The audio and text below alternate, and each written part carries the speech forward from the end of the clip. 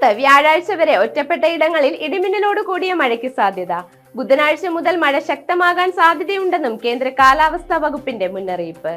അതേസമയം ഇന്നും നാളെയും ഒരു ജില്ലകളിലും പ്രത്യേക മഴ മുന്നറിയിപ്പുകളില്ല. ബുധനാഴ്ച പത്തനംതിട്ട, എറണാകുളം, ഇടുക്കി, കോഴിക്കോട്, വയനാട് ജില്ലകളിലും വ്യാഴാഴ്ച പത്തനംതിട്ട, എറണാകുളം, ഇടുക്കി, കോഴിക്കോട്, വയനാട്, പാലക്കാട് ജില്ലകളിലും ഒറ്റപ്പെട്ട സ്ഥലങ്ങളിൽ ശക്തമായ മഴയ്ക്കുള്ള സാധ്യതയാണ് നിലനിൽക്കുന്നത്. ഇതിന്റെ ഭാഗമായി ഈ ജില്ലകളിൽ കാലാവസ്ഥാ വകുപ്പ് യെല്ലോ അലർട്ട് പ്രഖ്യാപിച്ചിട്ടുണ്ട്.